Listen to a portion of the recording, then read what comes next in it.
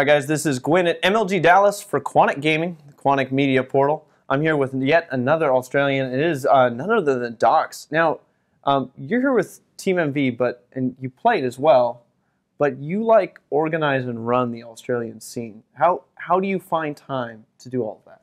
It's actually a bit of a struggle. I mean, lately I've had a lot more time on my hands because unfortunately I was made redundant at my job, which has been kind of a good thing for me. It gives me more time to spend on esports and to invest into the team, which is great. But unfortunately, without having employment, it's difficult to fund the team. It's true. But I mean, it's always been sort of a passion for me. I've recognized that in Australia, there's not really any sort of opportunity to make money from esports. So I kind of have to work my 9 to 5 and then squeeze in esports whenever I can. It's something I've been working in for almost 14 years now. Wow. So it's just something that I've really become exceptionally passionate about, and I just really want to see it thrive and grow in Australia.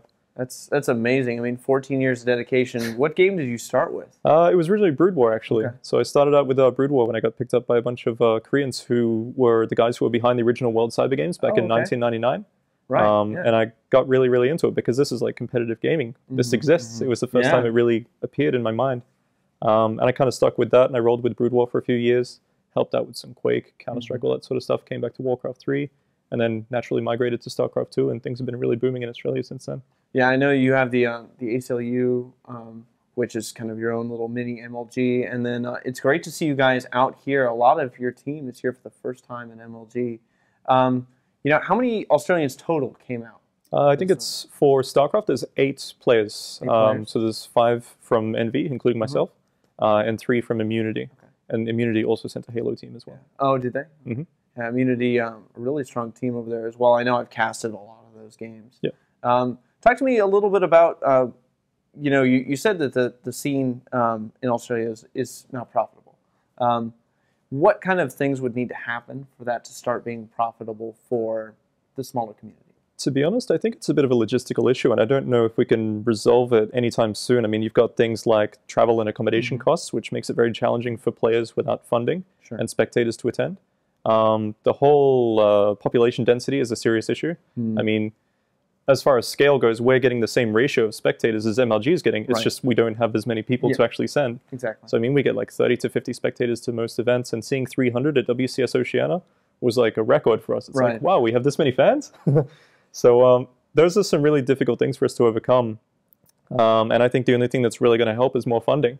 And I don't know where that's going to come from, because we're still in this sort of stigma in Australia where competitive gaming is this thing that you do. If we had basements, you would do it in your basement. And, in your mom's basement. Exactly. Teenagers do that sort of thing. They don't get jobs. They don't make any money. They don't have any successful future prospects or anything like that. It's something that we've slowly started progressing past just this year, thanks to things like ACL and WCS and a lot of the professionalism that's been injected into the scene this year. But I think we've got a long way to go. I was talking to Clutch earlier about how it really feels like we are back in around 2010, like your version of 2010. Sure. So we're kind of catching up, but we've still got a few years before we can really start to show what we can do. All right. Well, I do want to say that, skill-wise, you're certainly not in 2010, the players that are here. I heard that you got eliminated by an Australian.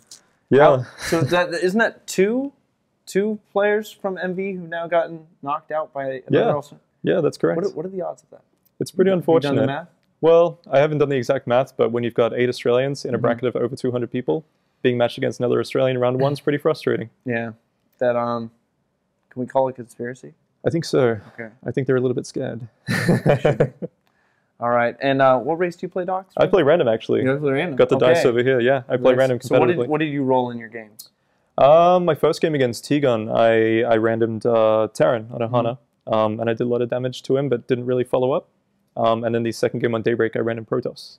And I tried to mind game him a little bit, but didn't work out so well.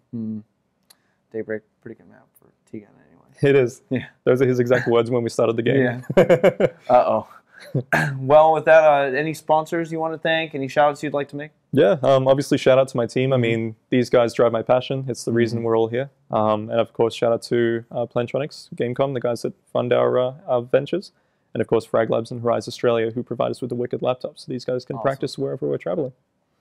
Pretty good to hear. So we'll have to see how the rest of the Australians do here at MLG. But for now, this is Gwin at MLG Dallas, signing out.